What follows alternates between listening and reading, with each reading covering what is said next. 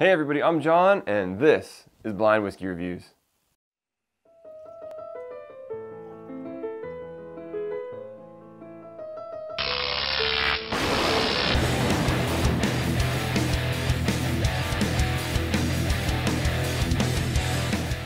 Hey everybody, and thank you so much for joining me today here on Blind Whiskey Reviews, the most honest reviews out there on YouTube.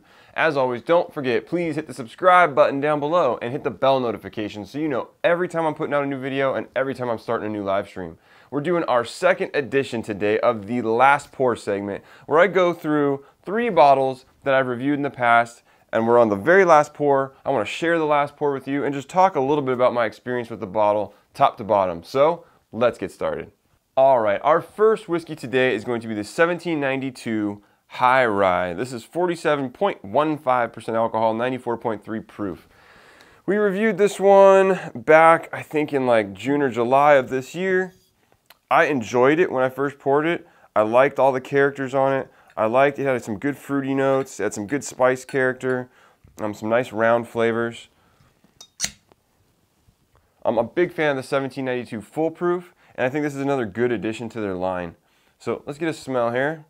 A little nosing. Yeah, still some big, bright, beautiful fruity notes on the front. You don't pick up any of the High Rye spicy characters on the nose. I'd be really curious to see the mash bill on this and how high rye it is. It doesn't really feel like it's an incredibly high rye bourbon. It may be a higher rye recipe than their standard bourbon recipe, but it doesn't feel like it's incredibly high in the rye content. Love the nose though. Let's get a taste.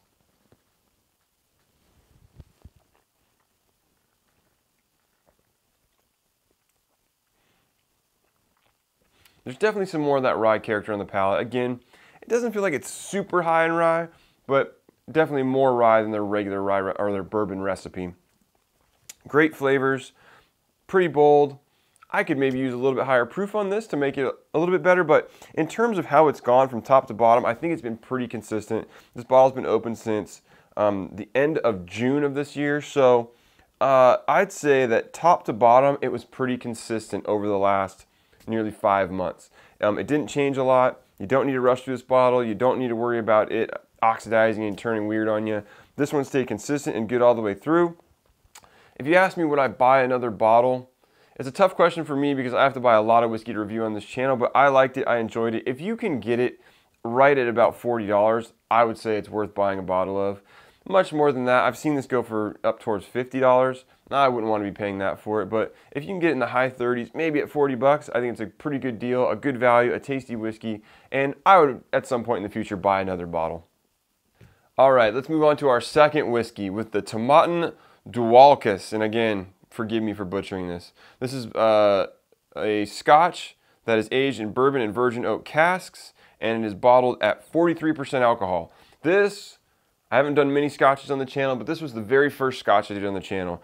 And at the time I reviewed it, I didn't really know how to rate it, and I told you this guy when I reviewed it the first time. If you want to check out that review and any of the other reviews, they're all going to be linked up here, the original reviews of these whiskeys. But at the time I first reviewed this, I don't drink a lot of scotch. I didn't really know what I was doing or thinking or how to rate it because I didn't have a lot to compare it to. Ooh, that's a big pour. And so I think I gave it, something in the low 80s. And I would probably say now that I've had a little bit more experience with some scotches and things, I may rate it a little bit lower just because I have more to compare to now. It's a perfectly good drinkable whiskey, but having done side-by-side tastings of this whiskey with other scotches that are in this kind of similar genre, it's a very inexpensive whiskey. It's $30 or less, I believe. And other ones are just a little bit better. There's more variety of flavor. There's more character there. There's more to chew on and taste. And this one, while it's perfectly drinkable, is very thin, simple, mild flavors. So for me, I would not be buying another bottle of this, but it's a perfectly drinkable whiskey. Nose is very similar to what I got originally. It has this almost like white wine type character to it. Light fruity notes.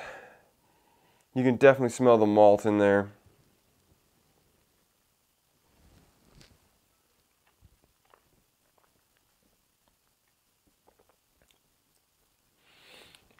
I don't pick up on much of the bourbon cask character in here.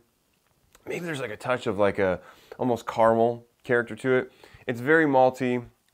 It's got a tang of woodiness to it, I would imagine, from the virgin oak, but just not a ton going on there. And again, this doesn't have an age statement. We don't know how long it's been sitting in these barrels, so maybe it didn't have enough time to pick up on a lot of these characters from the barrel. But again, this is essentially a budget version, and I think it's probably the lowest end of the line of the Tomatin line. So again, would I be buying another bottle of this scotch? I wouldn't, but it's perfectly drinkable, and for someone who's getting into scotch, it may be something that's kind of good to ease you into that. But for me, I won't buy another bottle.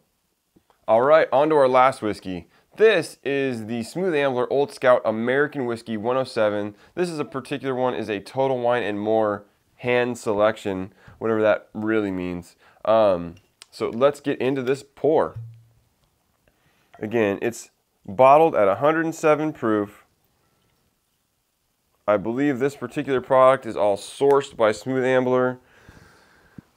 I don't know if they were mixing their own distillate into this at that point, and I think they may be doing that now or doing that in the future here.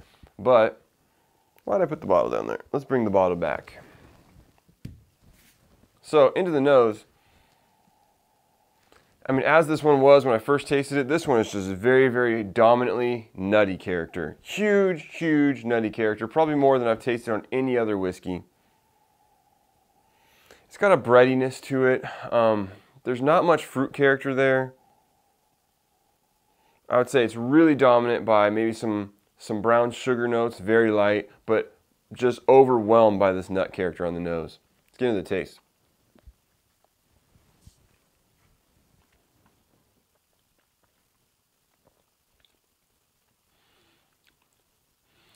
The character on the palate is about the same as the characters on the nose. Very nutty. There's a touch of fruitiness about mid-palate that kind of kicks in. Moves into some like nutty bitterness on the back end with just a touch of sweetness. Definitely some alcohol there.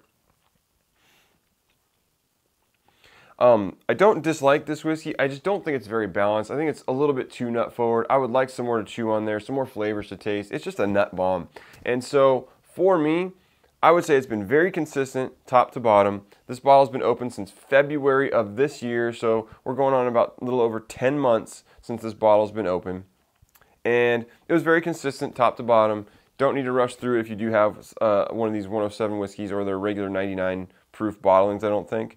But for me, I don't think the flavor profile is balanced enough. I don't think there's enough complexity, so I probably wouldn't be going back to buy another bottle of this. All right, so we just finished our second edition of The Last Pour. I hope you enjoyed it. I hope it gave you some good information to work with if you have any of these whiskeys or want to purchase any of these whiskeys. As always, if you have any comments, please leave them down below and let me know what your thoughts are if you've had any of these whiskeys, gone through a bottle, and how they worked out for you. For all of these three, I would say each of them was very consistent top to bottom. There wasn't a lot of variation in flavors over time. There wasn't some oxidation that made the whiskeys go bad. So very consistent whiskeys. Let me know what you think down below. As always, you can follow me on Instagram and Twitter at blind_reviews. You can send me an email at blindwhiskeyreviews, that's whiskey with an E, @gmail.com. And until next time, cheers.